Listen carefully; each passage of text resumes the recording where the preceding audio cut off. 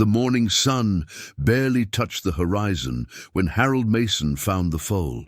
There it lay, barely breathing, its wild spirit fading in the frost. At 96 years old, Harold had seen plenty of death on his farm and in war. Most folks would say a dying wild horse wasn't worth the trouble. But something in those fading eyes reminded him of another battle, long ago, when everyone said there was no hope left.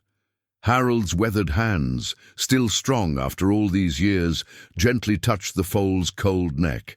He'd spent his whole life saving others, first as a soldier, then as a farmer who never turned away a creature in need. Now, looking at this dying wild horse, he made a decision that would change everything. Could this be the miracle that would bring his divided family back together? Before we jump back in, tell us where you're tuning in from. And if this story touches you, make sure you're subscribed, because tomorrow I've saved something extra special for you. Harold's joints protested as he knelt beside the foal, his breath forming clouds in the crisp morning air. Behind him, the old farmhouse stood silent, its weathered walls holding nearly a century of Mason family history. The Purple Heart Medal, in its dusty display case by the front window, caught the first rays of sunrise, a daily reminder of battles fought and lives saved. "Easy now, little one," he murmured, running practiced hands over the foal's trembling flanks. The wild horse's coat was matted with frost, its breathing shallow and labored. Harold had seen this before, pneumonia probably. The bitter, cold snap had caught the wild herd unprepared. His morning routine would have to wait. Normally he'd be starting his day with a cup of black coffee, sitting in Mary's old rocking chair, watching the sun paint the eastern sky. But death didn't wait for routine, and Harold Mason had never been one to let death win easily. He pulled off his heavy work coat and draped it over the shivering animal. "Don't you give up on me," he whispered, his voice rough with emotion. "I've got a few tricks left, young fellow." The walk back to the house took longer than it used to. Time had a way of adding weight to every step, but Harold's determination hadn't dimmed with age. Inside, the house was quiet except for the gentle ticking of the grandfather clock, Mary's favorite, still keeping perfect time after all these years. Harold moved with purpose through the kitchen, gathering supplies, old towels, the emergency medical kit he kept for the farm animals, and a bottle of Mary's homemade liniment that he'd been saving.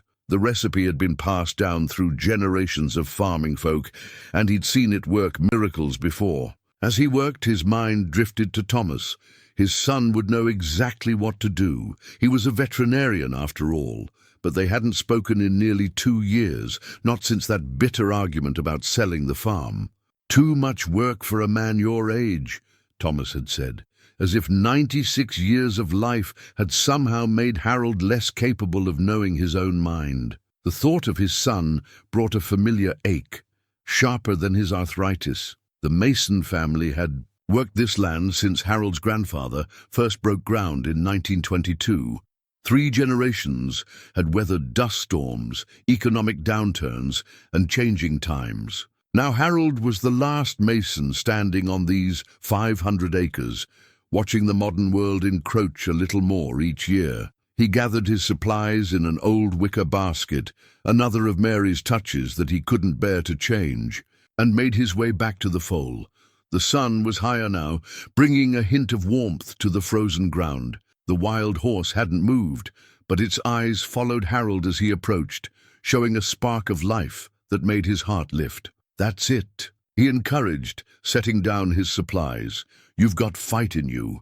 Reminds me of another young soldier I knew long ago in a place much worse than this." He began gently rubbing the liniment into the foal's chest, his movements sure despite his age. He didn't give up either, though everyone said he was done for. Sometimes all it takes is one person who won't accept defeat. The foal's breathing was still labored, but as Harold worked, he felt the animal's muscles gradually relax under his touch. He talked as he worked, his voice low and steady, sharing stories of other battles won against impossible odds.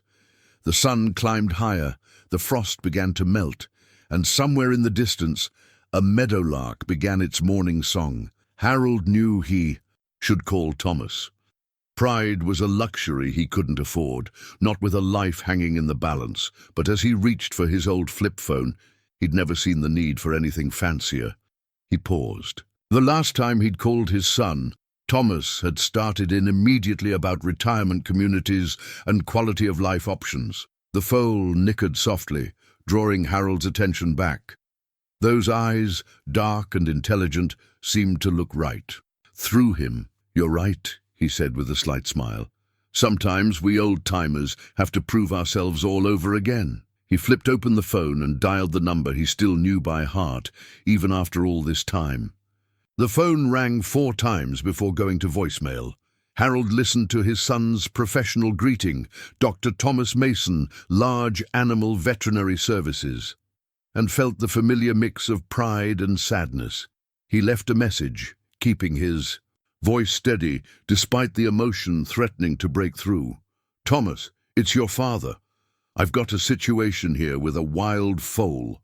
Bad case of pneumonia, I suspect. I know we've had our differences, but this isn't about me. Could use your expertise, son." He set the phone down next to his old military boots, still kept polished out of habit, sitting beside the scuffed work boots he wore daily. The contrast between them caught his eye, one pair representing duty to country, the other to land and family, both paths of service in their own way. The memories came unbidden, as they often did in quiet moments. Another cold morning, half a world away and a lifetime ago, when he'd found a young soldier collapsed in the snow. The medics had said it was too late, but Harold had refused to accept their verdict. He'd carried that boy 3 miles through enemy territory, his own wounds forgotten in the desperate race against time. A weak nickering brought him back to the present. The foal was watching him, its eyes reflecting the same desperate will to live he'd seen in that young soldier's face. Harold checked his watch. An hour since he'd applied Mary's liniment. Time for another treatment. As he gathered fresh supplies, the sound of tires on gravel made him pause. Through the kitchen window, he saw Thomas's truck pulling up, the veterinary logo clear on its side. Relief and anxiety warred in his chest as he watched his son step out, medical bag in hand. Thomas had his mother's eyes and Harold's stubborn jaw. He moved with the confident stride of someone used to being called in emergencies, but Harold could see the tension in his shoulders as he approached the house. "Where's the patient?" Thomas called out, his voice professional, distant. "By the old oak," Harold replied, gesturing to where the foal lay. "Thanks for coming, son." Thomas nodded curtly and headed toward the tree, his pace quickening as he caught sight of the foal. Harold followed more slowly, giving his son space to work. The morning sun had grown stronger, warming the air enough to melt the frost, but the breeze still carried winter's bite. "You did right to call," Thomas said after his initial examination, his tone softening slightly. "Another hour or 2. He left the sentence unfinished. But Harold understood. Death had been circling, waiting to claim another victim. And once, again, Harold had refused to yield. "I've seen worse cases pull through," Harold said quietly, thinking of that long-ago soldier who'd survived against all odds. He'd run into him 20 years later at a veterans reunion, a grandfather himself by then, with a lifetime of stories to share. Thomas glanced up, something flickering in his expression. "Like Jimmy Chen?" he asked, surprising Harold with the reference. "You used to tell me that story when I was young, about carrying him through the snow. You remember that?" Harold's voice roughened with emotion. "I remember all your stories, Dad. They're partly why I became a vet." Thomas turned back to his patient, administering antibiotics with practiced ease. "This little one's got a fighting chance now. The medicine will help, but..." He paused, looking at the liniment bottle by Harold's feet. "Is that Mom's recipe?" Harold nodded. "Still works better than half the modern stuff for chest congestion." A ghost of a smile crossed Thomas's face. "She always said traditional wisdom and modern medicine worked best together." He hesitated, then added, "Kind of like how this foal needs both of us right now." The words hung in the air between them, heavy with meaning. Harold looked at his son, really looked at him, and saw not just the successful veterinarian, but also the little boy who used to follow him around the farm, soaking up every lesson about caring for animals. The old veterinary manual sat open on Harold's kitchen table, its pages yellow with age. As father and son ate the sandwiches Harold had quickly prepared, Thomas kept glancing at the book, a small smile playing at his lips. "I remember this," he said, carefully turning a dog-eared page. "You used to study it at night after working the fields. Said a farmer needed to know as much as any vet." Harold nodded, watching his son's hands, surgeon steady, like his own had once been. "Saved us plenty in vet bills over the years, and gave me my first lessons." Thomas paused, his sandwich halfway to his mouth. "Dad, about what I said last time." A weak whinny from outside interrupted him. They both moved at once, chairs scraping against the worn linoleum floor.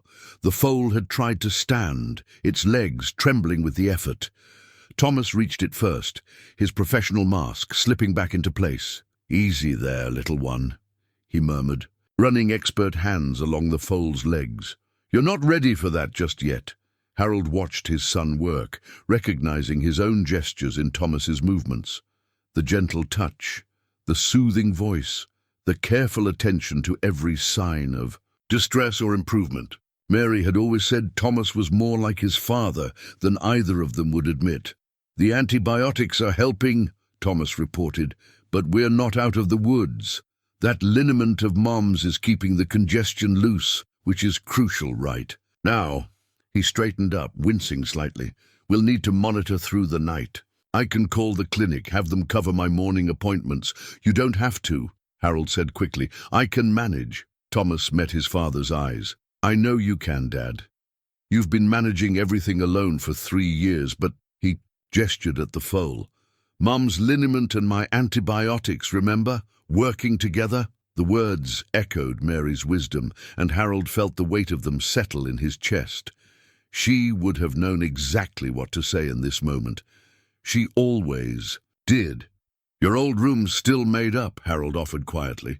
"Emily's welcome too, if she wants to come by after school. She always did love the wild horses." Something shifted in Thomas's expression at the mention of his daughter. "She misses this place, misses you. She gave me quite a lecture after our last disagreement." Harold couldn't help but smile. Sounds like her grandmother. Mary could lecture with the best of them. They worked together through the afternoon, falling into a rhythm that felt both foreign and familiar. Thomas showed Harold how to administer the antibiotics, while Harold shared Mary's precise instructions for applying the liniment. The foal's breathing grew steadier, though its temperature still ran high. As evening approached, they moved their makeshift camp closer to the house, rigging up work lights and laying out old sleeping bags Mary had kept stored for family camping trips that had grown less frequent over the years. The wild herd would sometimes pass through at dusk, and both men knew their patient would draw comfort from hearing its family nearby. "I've been thinking," Thomas said, as they settled in for their vigil, "about what you said 2 years ago, about the land knowing its people." Harold waited, hearing the effort it took his son to continue. "I thought you were being stubborn, romantic even. But watching you with this foal today..." Thomas shook his head. "There's something here that can't be measured in property values or retirement account statements. The land remembers," Harold said softly, repeating words his own father had spoken decades ago. "It remembers who worked it, who loved it, who understood its rhythms, and who saved lives on it." Thomas added, glancing at the foal. "That too." Harold smiled. "Your mother used to say every life saved here left its mark, made the ground a little richer." The foal shifted in its sleep, its breathing easier now. In the distance, they could hear the wild herd moving through the valley, their hoofbeats a gentle thunder in the gathering dusk. Dawn painted the sky in soft pinks and golds as Harold pulled Mary's recipe book from the kitchen shelf. Its leather cover was worn smooth by years of use, the pages marked with notes in her flowing handwriting. He could almost hear her voice as he read the instructions for the liniment, remembering how she'd insist on gathering herbs by the light of the morning sun. "How's our patient?" he called softly, as Thomas came in from his early check. Better. Fever's down. Thomas accepted. The cup of coffee Harold offered, then noticed the book. Mum's recipes. He reached out, touching the cover gently.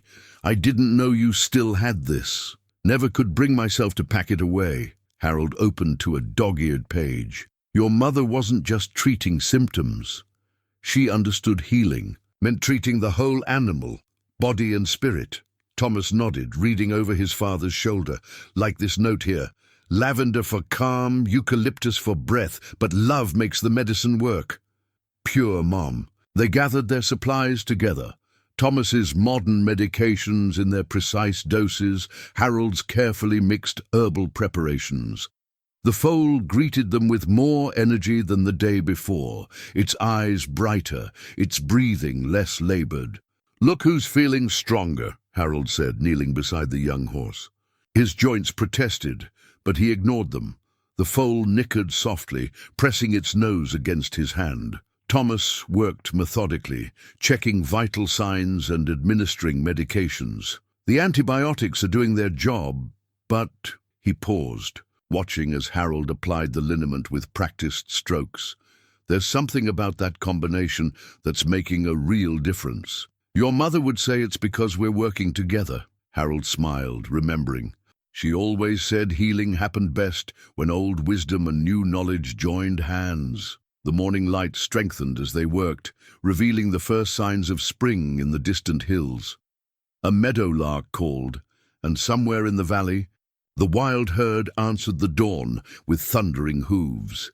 Emily's asking to come by after school, Thomas said carefully, putting away his stethoscope. She's curious about the foal, and, he hesitated, she wants to learn about Mom's medicines. Harold's hands stilled for a moment. Mary would have loved that. She always said Emily had the touch, even as a little one. I remember, that summer Emily helped nurse the injured Robin. Mum said she had healing hands. Thomas's voice softened with memory. I was so busy building my practice I didn't see. What was right here? The foal pushed against Harold's hands, seeking more attention. Its coat was beginning to show signs of its true color beneath the dirt and matted fur. A rich bay with a promise of white stockings. Life has a way of bringing us back to what matters, Harold said, working a knot from the foal's mane. Your mother understood that. It's why she kept this place as a haven for all sorts of lost and hurting creatures, including stubborn men, Thomas asked, a hint of his mother's humor in his voice. Especially stubborn men, Harold chuckled. She'd be having quite a laugh right now, seeing us here like this. The sun climbed higher, warming the air. Thomas checked his watch, then his phone. I should call the clinic, rearrange some appointments. This little one's going to need close monitoring for a few more days. Harold heard the unspoken question. Your old room's still there, and I might have some of those molasses cookies Emily loves in the freezer.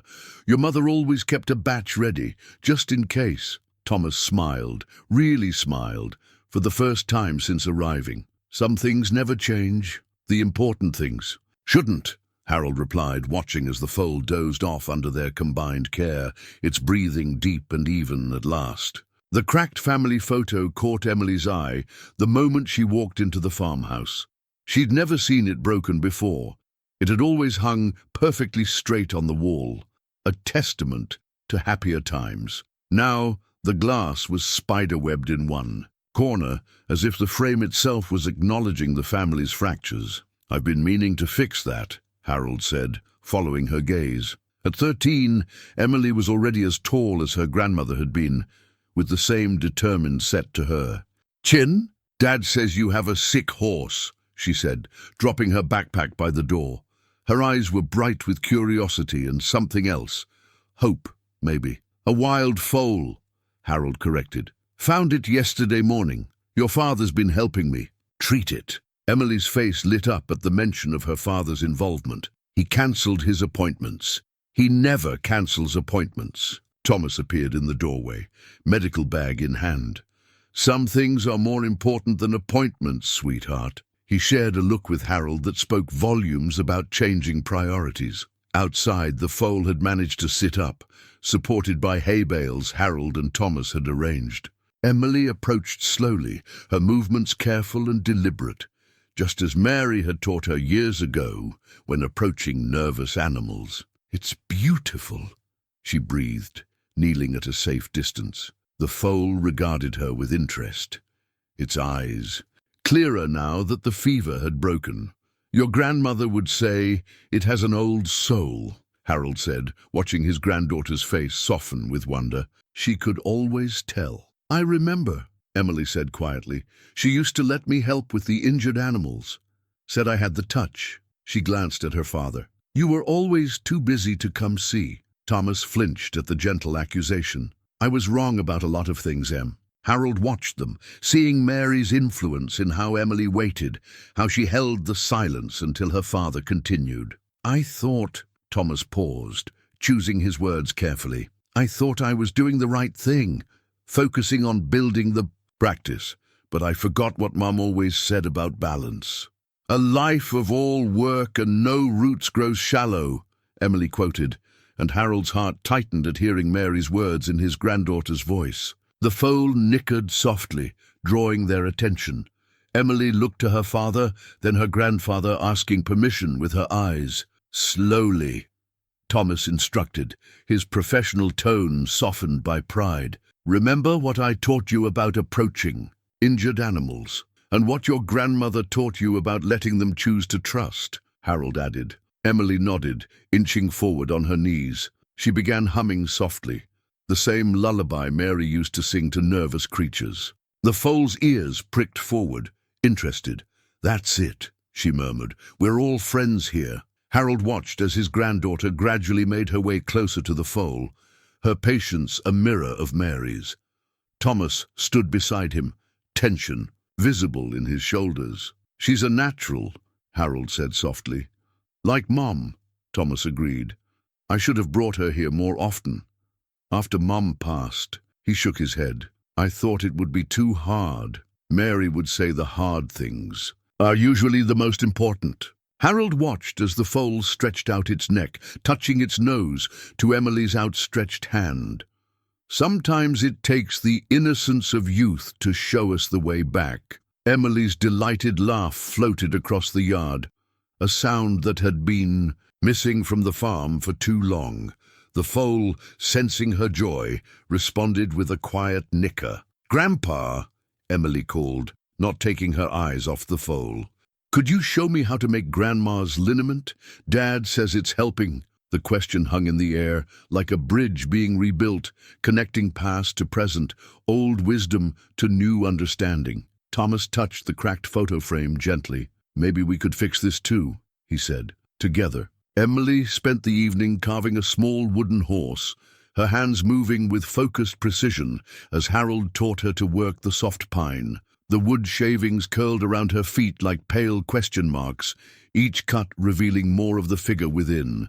"Grandma showed me once," she said, carefully smoothing a rough edge, "but I was too little to handle the knife properly." Harold nodded, adjusting her grip slightly. "She carved one for your father when he was born. Said every healer needs a reminder of why they do what they do."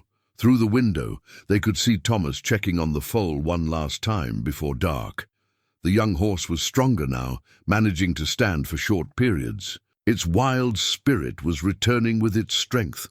They'd seen it toss its head that afternoon, showing a flash of the untamed creature it would become again. "Dad's different here," Emily observed, blowing sawdust from her carving. "Less doctory. This land has a way of stripping away what isn't real," Harold said. "Your grandmother understood that. It's why she never wanted to leave, even when fancier places called." The kitchen smelled of wood shavings and healing herbs, Mary's liniment simmering on the stove for tomorrow's treatment. Emily had taken to the preparation naturally, measuring ingredients with the same care she showed in her carving. "I found Grandma's journal in the attic," she admitted. "The one about healing. Dad always said folk medicine was just superstition, but," she glanced at the simmering pot, "the foal is getting better. Your father's learning what your grandmother always knew, that healing comes in many forms." Harold watched as his Granddaughter added the final touches to her carving. Sometimes the medicine that matters most is the kind that can't be measured. Thomas came in, bringing the cool evening air with him. His eyes fell on Emily's wooden horse, and something flickered across his face. Recognition, perhaps, or memory. Mom's technique, he said softly, the way she always left the mane flowing. He reached into his pocket and pulled out a small, worn, wooden horse. I still carry mine. Never told anyone at the clinic. Emily's eyes widened. You do? Your grandmother gave it to me the day I opened my practice. Said it would remind me that healing isn't just about medicine. It's about heart. The evenings settled around them like a comfortable blanket. Outside, they could hear the foal moving in its shelter, its hooves making soft sounds against the straw. Somewhere in the valley, the wild herd called, their voices carrying on the night wind. They're closer tonight, Thomas said, moving to the window. The herd, they know one of their own is here. Emily set down her finished carving next to her father's old one. The two wooden horses seemed to speak to each other across the years. One worn smooth by decades of handling, the other fresh with possibility. Could we come out tomorrow after school? She asked. I want to learn more about Grandma's medicines. And maybe, she hesitated, maybe we could start fixing things? The photo frame, the loose porch board, the garden fence? Harold and Thomas exchanged glances. The question carried weight beyond simple repairs. It was about mending more than just the physical structures of the farm. Your grandmother would like that, Harold said. She always said a home like a heart needs constant tending. Thomas picked up Emily's carving, examining it in the fading light. You've got her touch, Em, not just with this, but with the foal, too. The way you approached it today. He paused. I've been so focused on textbook medicine, I almost forgot what Mom taught me about letting animals show you what they need. The liniment bubbled softly on the stove, filling the kitchen with memories. Emily moved to stir it, her movements echoing Mary's with unconscious grace. Grandma used to say, every animal that found healing here left a piece of its wild heart behind, she said. That's why the land feels so alive. Outside, the wild herd called again, closer now, their voices a reminder that some bonds transcend fences and time, reaching across generations with the power of an ancient song. The morning sun found Harold sitting at the kitchen table, Mary's diary open before him. He discovered it while looking for her old medicine records, its pages filled with observations about family healing, not just of bodies, but of hearts, and relationships too. Sometimes the hardest wounds to heal are the ones we can't see, she'd written. Watch how Thomas holds himself apart, so afraid of not measuring up to his father's standards. Watch how Harold carries the weight of tradition like armor, both so similar, both so stubborn, both needing to learn that love matters more than pride. The screen door creaked, and Thomas appeared with his medical bag. Emily's school called. They're letting her do a presentation about traditional healing practices. She's over the moon. Harold smiled, recognizing Mary's influence in this small victory. Your mother would say it's the land teaching through her. Thomas noticed the diary. Mom's journal. He hesitated. She tried to tell me, you know, about balance, about not losing touch with the old ways while chasing the new. The foal's morning greeting drifted in from outside, stronger now, more assertive. They found Emily already there, having arrived early before school. She was teaching the young horse to trust her touch, using the gentle techniques Mary had once taught her. See, she said as they approached, if you let them come to you, they teach you what they need. She looked up at her father, like Grandma wrote in her journal. Thomas blinked. You've read it? Parts. She wrote about you too, Dad. About how you used to sleep in the barn when animals were sick, just like you did here last night. Harold watched his son's face soften at the memory. The morning light caught the silver threading through. Thomas's hair, so like Mary's had been, especially when he smiled. Your mother had a gift for seeing the truth in people, Harold said, watching Emily work. She saw it in you, Thomas, the healer's heart beneath the doctor's training. They worked together through the morning, Emily learning to mix the liniment. Before school, Thomas checking vital signs, Harold sharing Mary's wisdom from her journal. The foal grew stronger by the hour, its wild spirit rekindling as health returned. "There's a note here," Emily said, reading from the diary during her lunch break. "When the land calls a healer, it calls the whole heart, not just the trained mind. That's about you, Dad." Thomas paused in his examination of the foal. "She wrote that. She wrote lots about you, about how proud she was of your success, but worried you'd forget where you came from. She said the land would remind you when you were ready to listen." The foal nudged Thomas's hand, demanding attention. He laughed, a free, unguarded sound that made him sound younger. "Looks like I'm learning to listen," he said, scratching behind the foal's ears. Mom would enjoy the irony of a wild horse teaching her stubborn son. Harold closed Mary's diary gently. "She taught you well, son, both the seen and unseen lessons. This foal's recovery proves it. We're teaching each other," Thomas replied, watching Emily demonstrate a gentle stretching technique she'd learned from the journal. Past and present working together. A truck rumbled up the drive, the feed delivery Harold had been waiting for. The cost would strain his limited budget, but the foal needed proper nutrition to recover fully. Thomas seemed to read his thoughts. "I've been thinking," he said carefully. "The clinic's doing well, really well. Maybe it's time to expand. Set up a satellite practice here, combining traditional and modern approaches." He glanced at Emily, then back to Harold. "If you're interested in a partnership." The word hung in the air like a bridge being rebuilt. Harold thought of Mary's words in her journal about patience, about waiting for the right moment when hearts were ready to heal. "Your mother would say it's about time," he said finally, his voice rough with emotion. "She always believed this land had more healing to offer if we were willing to learn its ways." Emily hugged the diary to her chest, her grandmother's wisdom held close. The foal pranced a few steps, testing its returning strength, while overhead, the morning sun blessed the scene with golden light, just as Mary would have wanted it. Dark clouds gathered on the horizon as Harold tested the old barn door's hinges. The weathered wood groaned against his push, resisting like a stubborn memory. The radio had warned of an approaching storm, the kind that could undo days of healing if they weren't prepared. "Need help with that?" Thomas called from where he was laying fresh straw for the foal. The young horse watched them with bright eyes, its strength growing even as the weather threatened. "Door's fighting me," Harold admitted, his joints protesting the effort. "Mary always said it was a reliable weather vane. The harder it sticks, the worse the storm." Thunder rolled in the distance and the foal startled, pressing against Thomas's leg. The wild herd would be seeking shelter too, their instincts drawing them to the deeper valleys.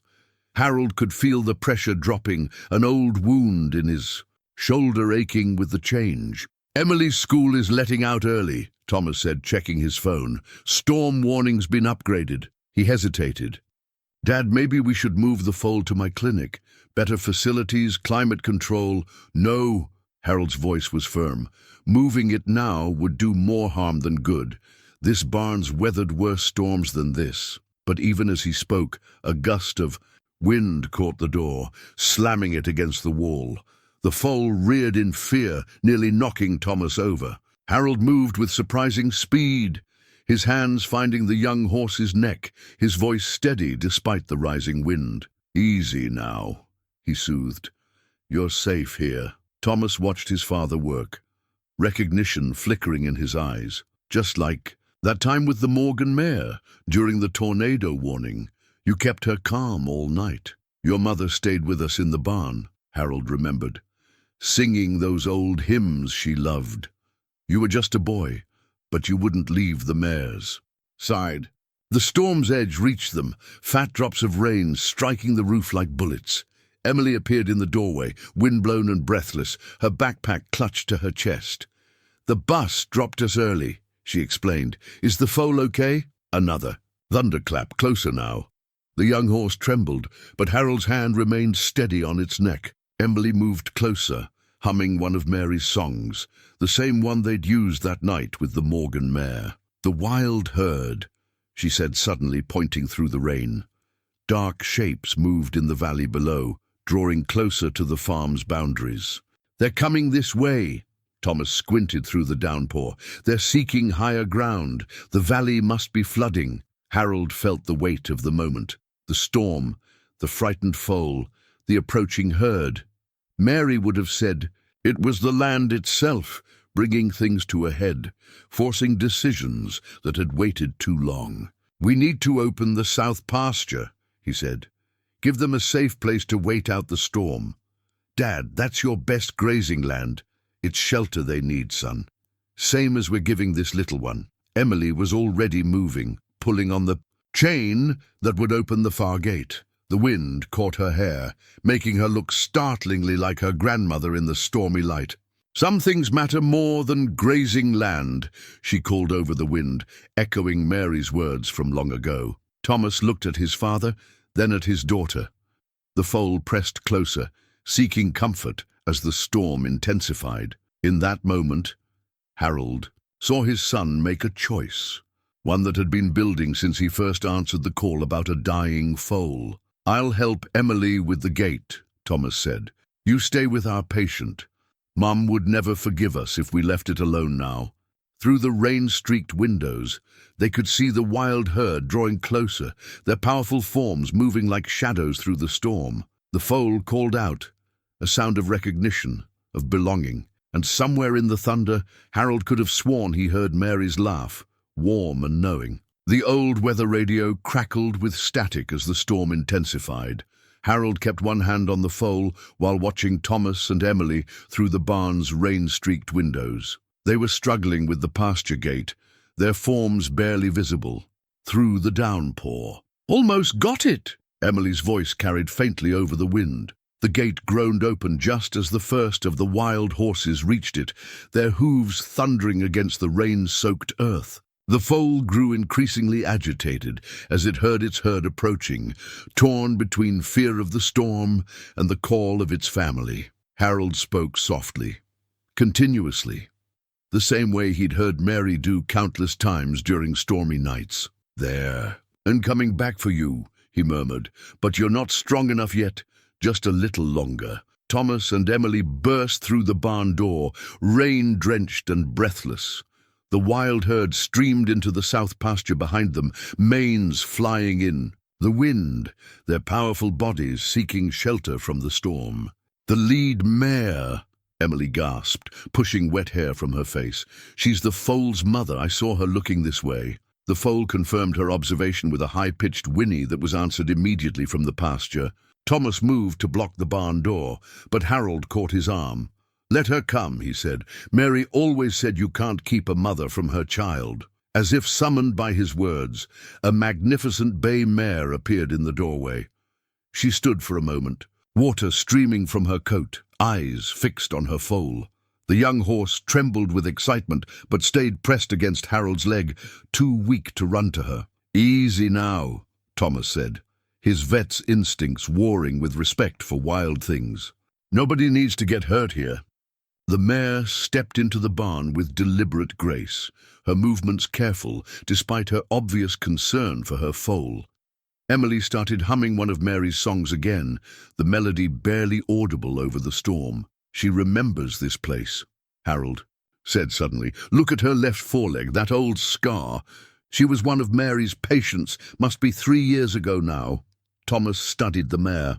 "The barbed wire case, Mom's last rescue before—" He didn't finish the sentence, but Harold nodded. "Your mother said she'd never seen such a gentle wild one, called her Grace."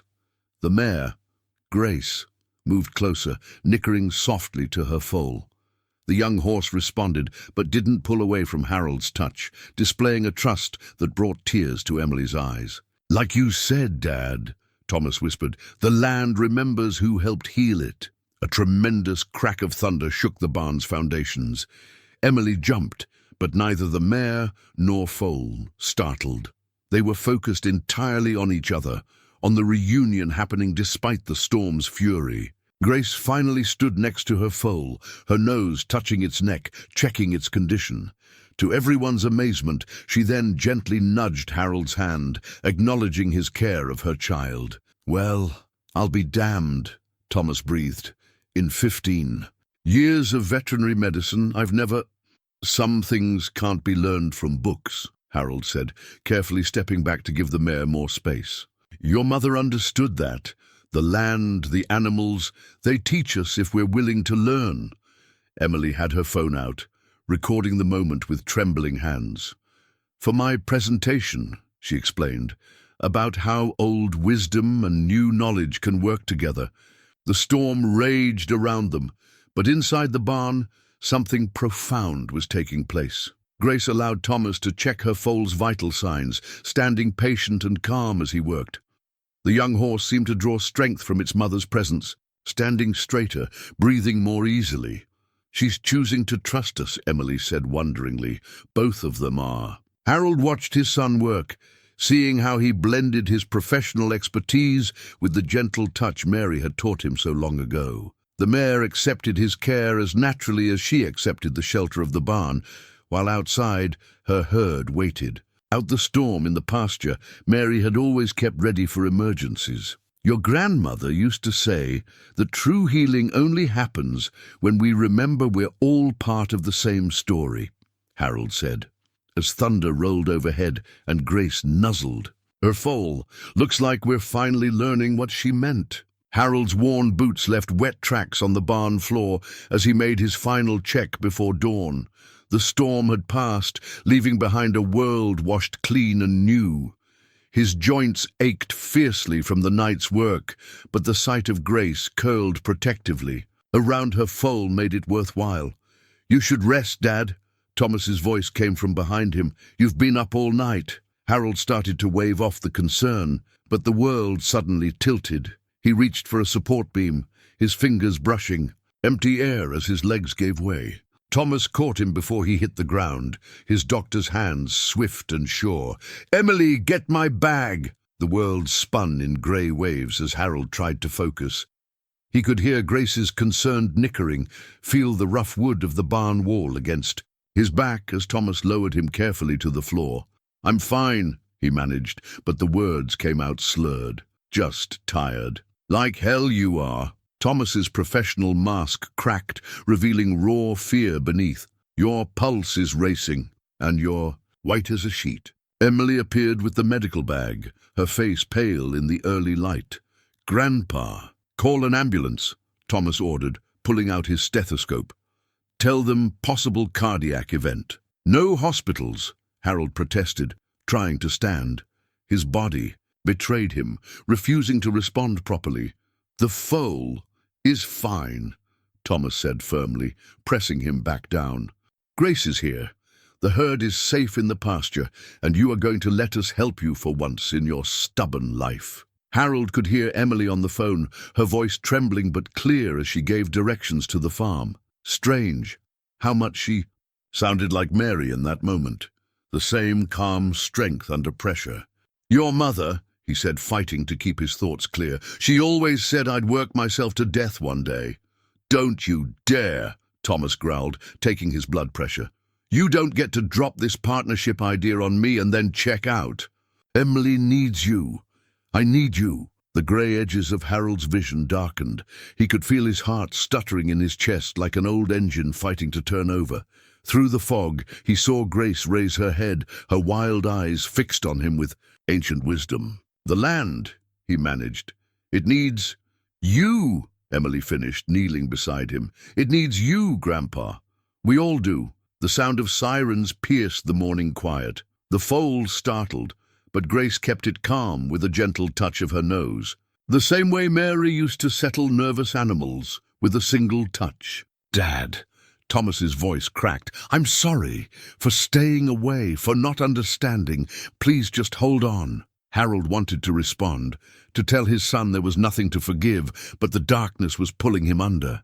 The last thing he saw was Grace stretching her neck over the stall door, her eyes holding the same knowing look Mary's had when she told him to take better care of himself. "The stubborn old fool finally wore himself out," he heard a paramedic say, the voice seeming to come from very far away. "He was saving a life," Emily's voice defended, "like he always does." "He still is," Thomas added quietly. "He's teaching us all how to save what matters." Harold felt himself being lifted, heard the rattling of a gurney and the murmur of professional voices. Through it all, he was aware of his son's hand gripping his, of his granddaughter's fingers wrapped around his other hand, of Grace's soft nickering from the barn. "Mary," he whispered, though he wasn't sure anyone could hear him. "I might need a little more time. There's healing yet to be done." As consciousness faded, he could have sworn he heard his wife's voice, carried on the morning breeze. "Then you'd better start taking better care of yourself, you stubborn man. Our family still needs you." The ambulance doors closed on the scene. The old barn standing proud against the dawn sky, Grace and her foal watching from the doorway, and Thomas and Emily following in the truck, 3 generations of healers bound by love, duty, and the wisdom of the land. The antique medicine cabinet in the farmhouse bathroom stood open, its shelves a testament to both old and new healing. Modern prescription bottles now sat beside Mary's herbal remedies, their labels stark against the aged wood. Thomas stood before it, his reflection fractured in the spotted mirror as he organized his father's new medications. "Heart's stronger today," he reported to Emily, who was measuring out Harold's morning pills. "The doctors say he's stabilized enough to come home tomorrow." 3 days had passed since Harold's collapse. 3 days of hospital rooms and worried conversations of Emily managing the farm, while Thomas split his time between his father's bedside and his patients. Grace and her foal remained in the barn, defying wild nature by choosing to stay close. "The herd comes to check on them every morning," Emily said, carefully logging the medication schedule in a notebook. "It's like they know we need their help. Right now, Mom would say they're repaying a debt." Thomas smiled, touching a bottle of Mary's liniment. "Though Dad's the one who needs the healing now." A soft knock at the door made them both turn. Sarah, Thomas's older sister, stood in the hallway. She'd flown in from Seattle as soon as she'd heard about their father's heart attack. "I just got off the phone with the hospital," she said. "Dad's being stubborn about the rehabilitation plan, says he needs to get back to the farm." "Sounds like him," Thomas sighed. "Did you tell him about Grace?" Sarah nodded, a hint of wonder in her voice. "That wild mare he helped years ago, staying close with her foal. He laughed and said Mary would call it poetry." The morning sun streamed through the old glass windows, catching dust motes that danced like memories in the air. Emily finished her task and picked up the small wooden horse she'd carved.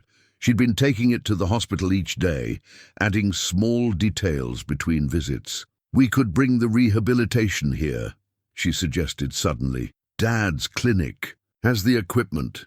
The hospital just wants him monitored, right?" Thomas stilled, considering. "We'd need to coordinate with his doctors, set up proper protocols." "But it could work," Sarah finished, "and having Grace and the foal nearby."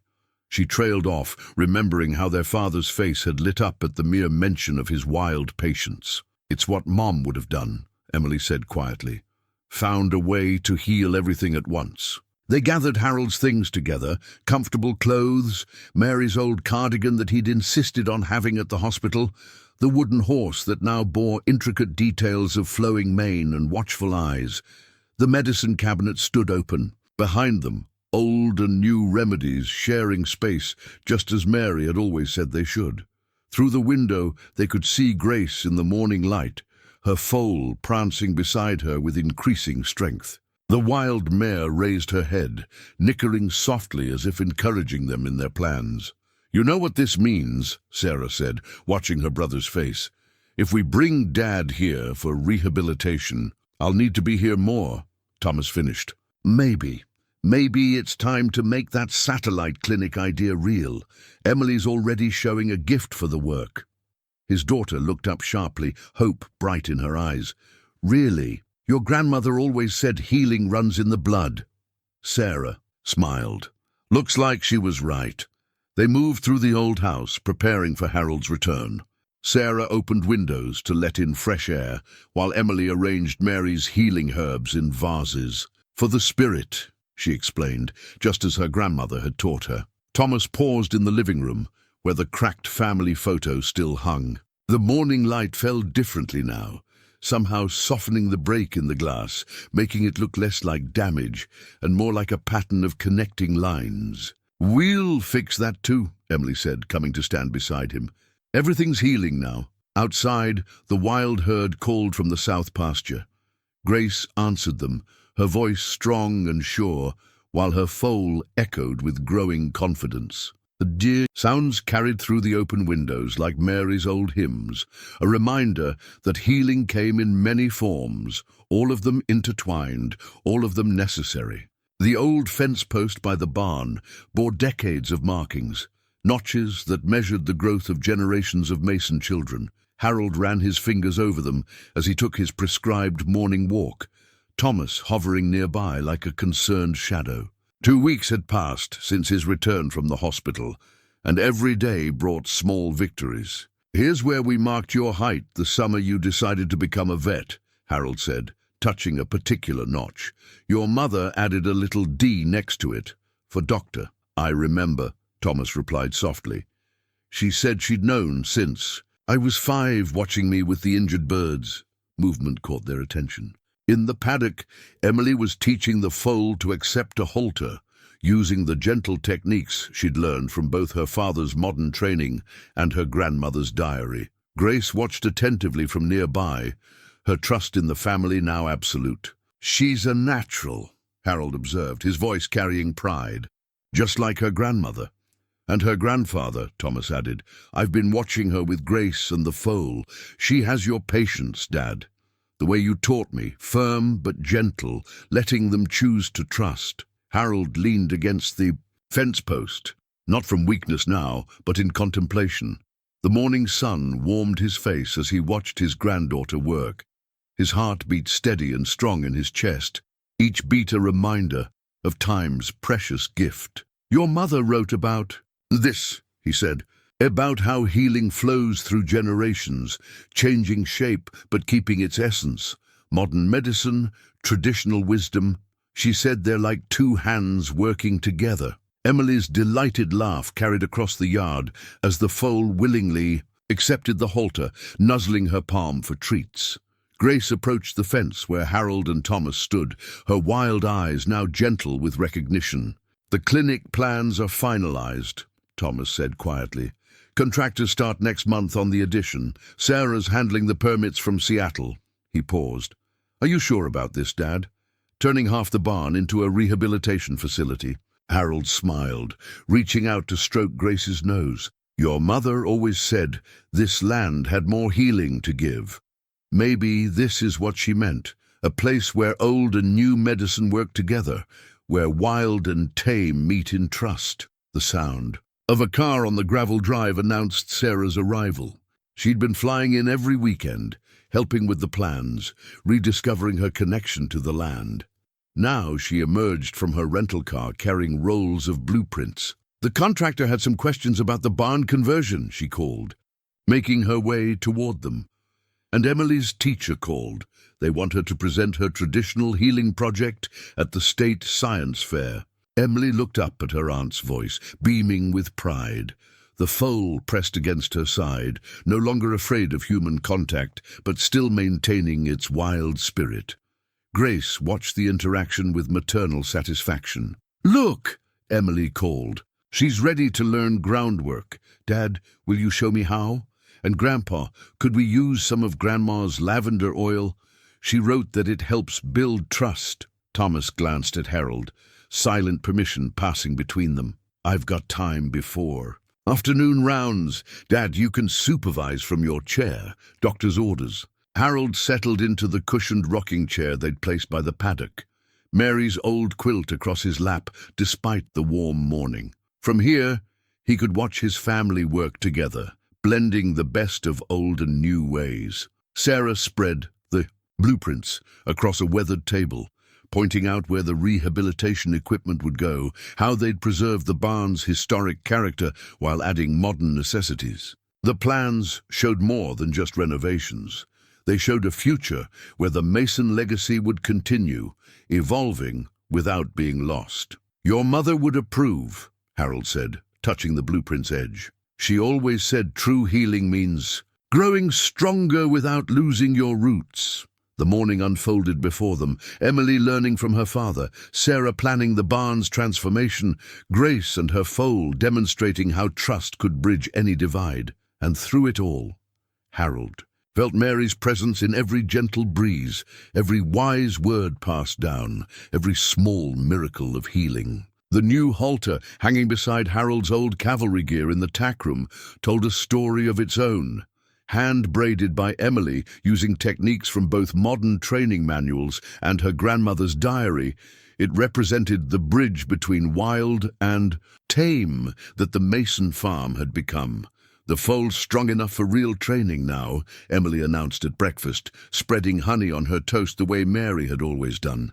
"Grace actually seems interested in learning too." Harold watched his granddaughter from his place at the kitchen table, where doctor's orders still confined him for meals. "Some wild things choose to meet us halfway," he said. "Your grandmother understood that better than anyone."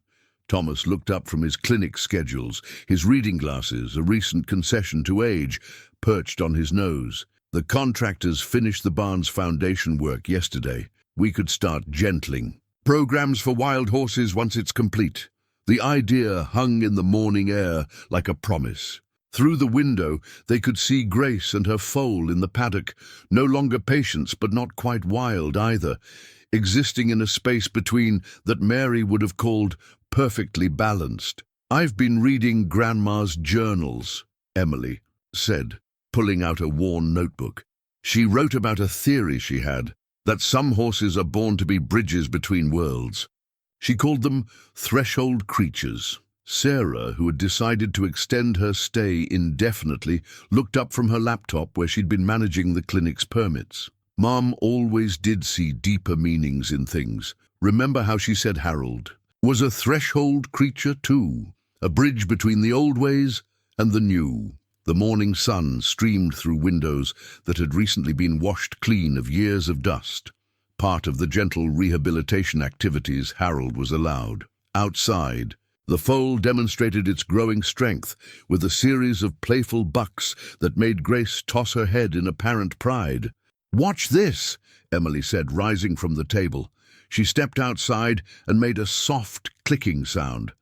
Not demanding, just offering. Both Grace and the foal lifted their heads, then moved to the fence with deliberate steps.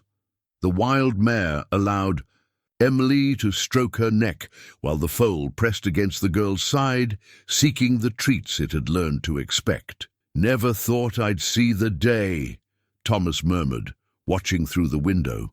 A wild mare and foal, gentled without ropes or round pens. "Your mother would say they weren't gentled," Harold corrected softly.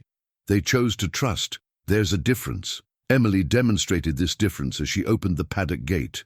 Instead of fleeing, Grace and her foal remained nearby, curious and confident. The girl began one of the training exercises she'd developed, a blend of natural horsemanship and the gentle methods recorded in Mary's journals. "I think I understand now," Thomas said, watching his daughter work, what Mom meant about healing. Being a partnership, it's not about controlling or changing, it's about creating space for trust to grow. Sarah closed her laptop, drawn to the scene outside. "Look at how the foal mirrors Grace's confidence." Mum wrote about that too, how young ones learn trust from watching their elders find it first. Harold stood carefully, respecting his healing heart, but feeling stronger each day. He made his way to the porch, where the morning air carried the scent of late summer flowers from Mary's garden, another thing coming back to life under the family's renewed care. "Your mother believed every creature had its own medicine to share," he said, watching Emily guide Grace and the foal through their lessons. "Sometimes the healing we need most comes from unexpected sources." The wild herd called from the south, pasture, their voices carrying clearly in the morning air. Grace and her foal answered, but made no move to leave. Instead, they continued their willing participation in Emily's gentle exercises, demonstrating what Mary had written about so long. Ego, the trust freely given, was stronger than any constraint. The contractors asked if we wanted to change the clinic's name, Sarah mentioned, from Mason Veterinary Services to something else. I was thinking, Thomas said slowly, Mason Family Healing Arts. He looked at his father. Combining the old and new, like Mom always wanted. Emily's veterinary school application lay open on the kitchen table, its crisp pages contrasting with the worn leather of Mary's journals beside it. She'd been working on the personal essay all morning, trying to find words for what she'd learned over the past weeks. "Listen to this part, Grandpa," she said, as Harold sipped his morning tea, another of Mary's healing traditions that had become part of his recovery routine. "While modern veterinary medicine provides essential tools for healing, my grandmother's traditional wisdom taught me that true healing is a partnership between knowledge and intuition, science and compassion." Harold smiled, hearing Mary's influence in his granddaughter's words. Through the window, they could see Thomas working with Grace and her foal, demonstrating the gentle techniques Emily had developed for his visiting colleagues. The wild mare's willingness to participate had sparked interest throughout the veterinary community. "Your grandmother would be proud," Harold said. "She always said the best medicine comes from having roots in both worlds." Sarah entered the kitchen, carrying a stack of papers. "The State Science Fair Committee called. They want Emily's presentation on traditional healing methods to open the conference, apparently combining evidence-based research with historical healing practices is innovative." Emily ducked her head, but her eyes shone with pride. "I just wrote down what we do here, what Grandma taught us, what Grace and her foal showed us about trust." The sound of vehicles on the gravel drive drew their attention. More veterinarians arriving to observe the Mason method, as they'd begun calling Emily's gentle approach to wild horse rehabilitation. The program had grown beyond anyone's expectations, drawing interest from practitioners across the country.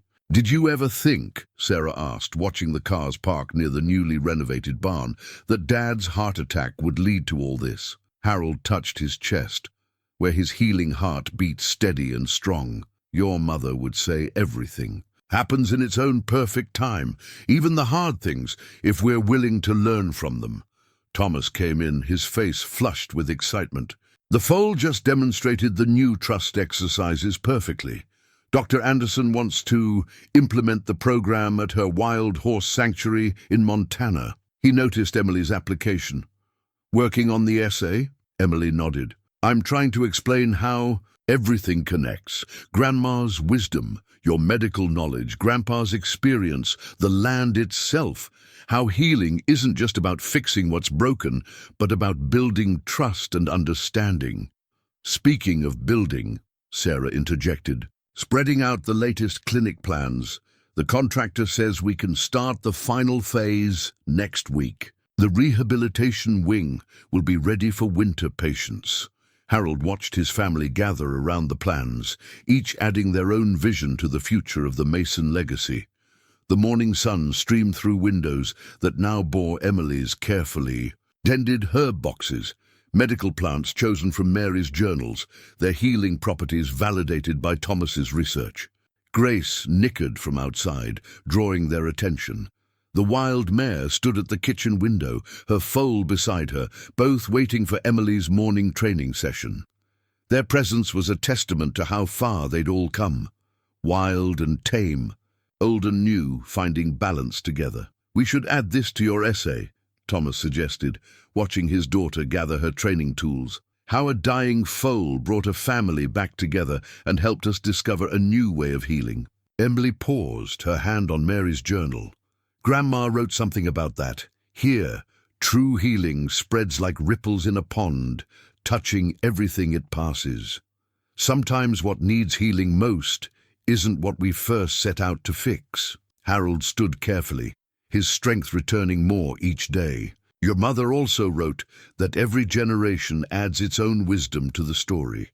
You're doing that now, all of you." Together they moved outside, where the morning had bloomed into one of those perfect late summer days Mary had loved best. The visiting veterinarians gathered respectfully, notebooks ready as Emily demonstrated her gentle methods. Grace and her foal participated willingly, showing how trust could bridge any divide when given room to grow naturally. The open gate stood as a testament to trust, swinging gently in the autumn breeze.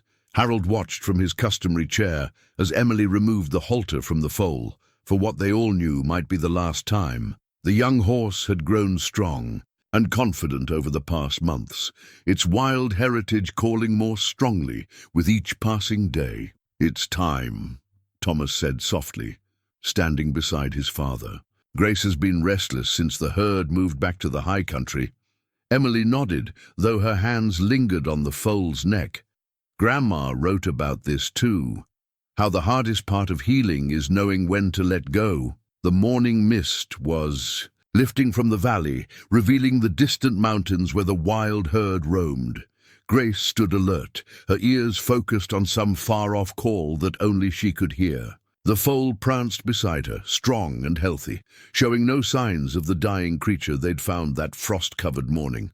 "We're not really letting them go," Harold said, touching the wooden horse Emily had carved, now sitting proudly on the porch rail. "We're just giving them the freedom to choose." Sarah emerged from the house carrying Mary's journal, open to a specific page. "Wild things teach us the most important lesson of all," she read. "That love means respecting the nature of what we care for, even when that nature calls them away from us." The family had gathered for this moment. Even some of the regular visitors, veterinarians and healers who'd been studying the Mason method, stood quietly at a distance, understanding the significance of what was about to happen. Emily stepped back from the foal, her movement deliberate and calm, just as she'd been teaching others to do. "Go on," she whispered. "Your family's waiting." Grace moved first, stepping through the open gate with quiet dignity. The foal followed, then stopped, turning back to look at the humans who had saved its life. In that moment, Harold saw what Mary had always tried to teach them, that the truest bonds were those that allowed for freedom. "Look," Thomas said suddenly, pointing to the valley. The wild herd had appeared, moving up from the lowlands where they'd been grazing. Their approach was unhurried but purposeful, as if they too understood the importance of this transition. Emily wiped tears from her eyes, but she was smiling. "They're not running away," she observed. "They're just expanding their family." Harold watched as Grace and her foal moved to meet the herd, their integration smooth and natural. Yet instead of disappearing into the group, they remained at its edge, creating a new kind of boundary between wild and domestic.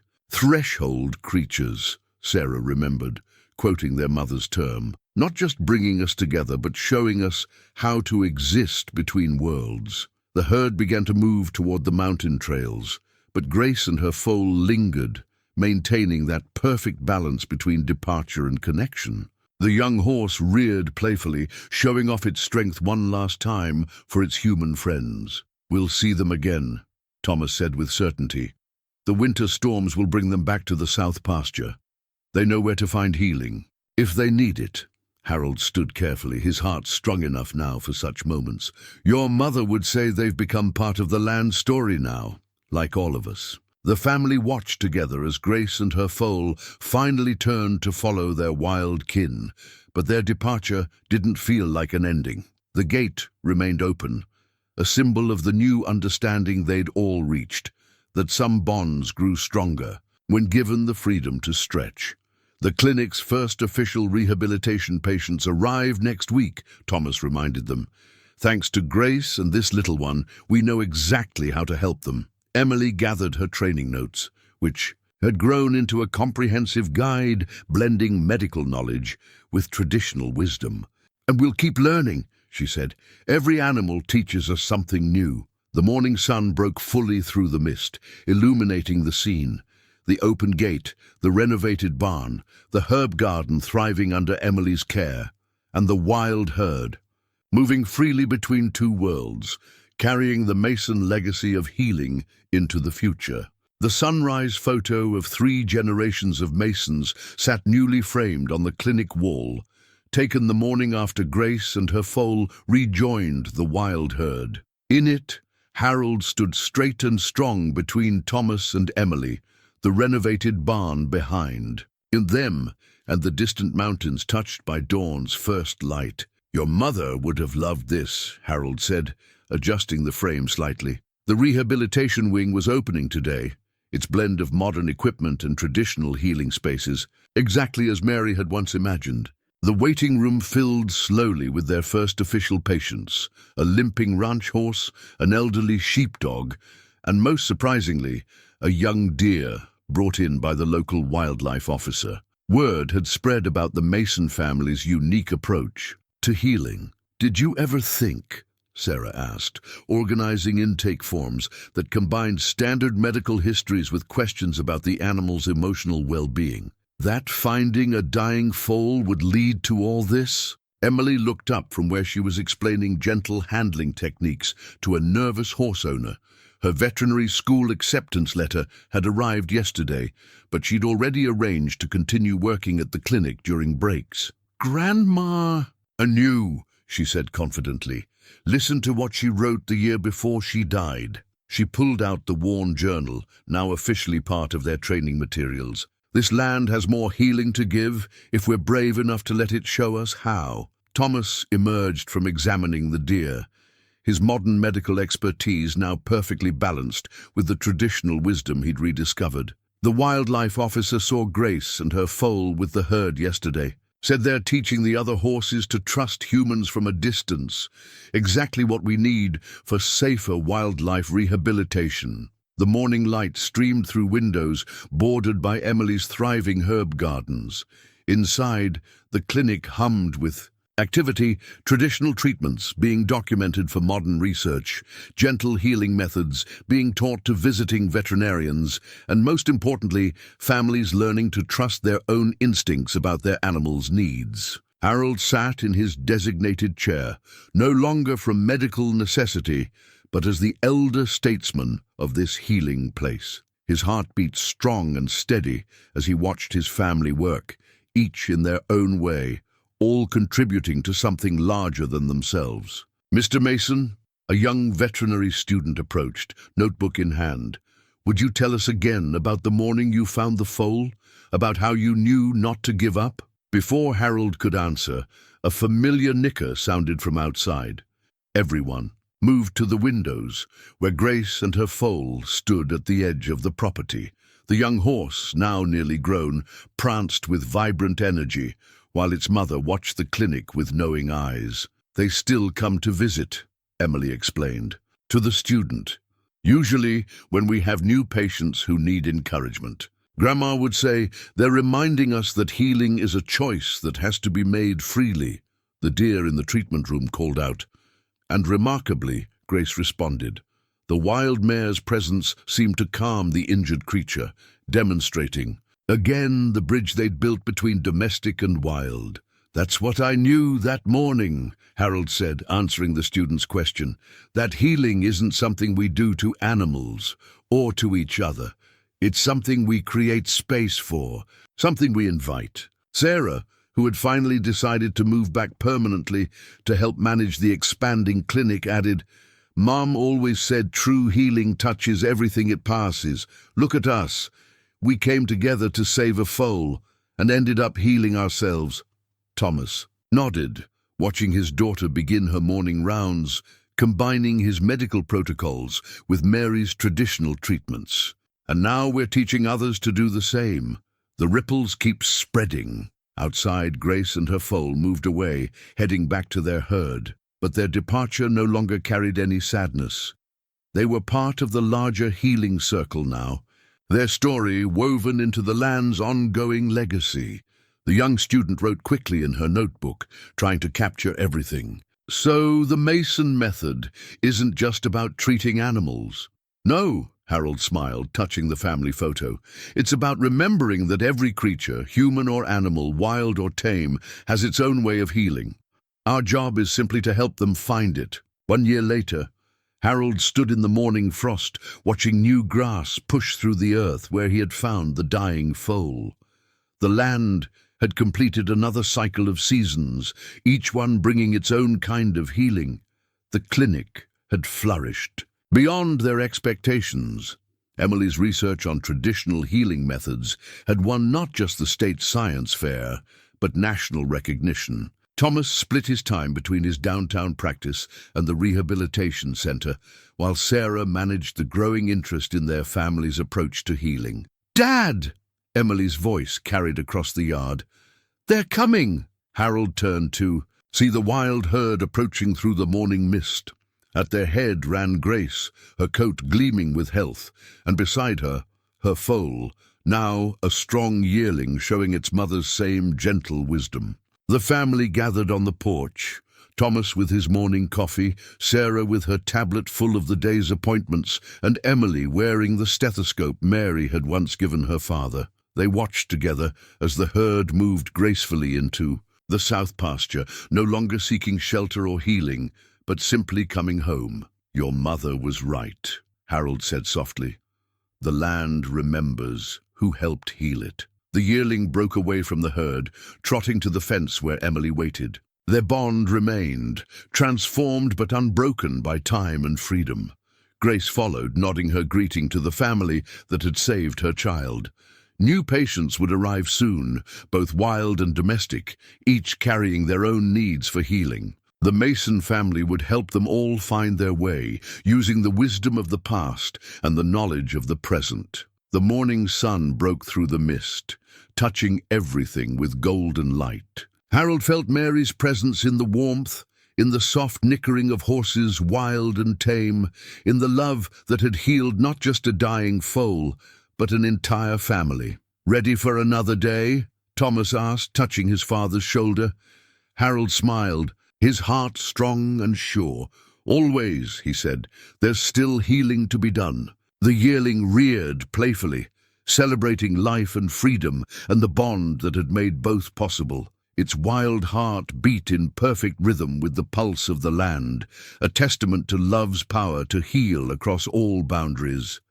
Dawn's promise filled the air, carrying the certainty that every ending was just another beginning, waiting to be discovered by those wise enough to trust in healing's gentle power.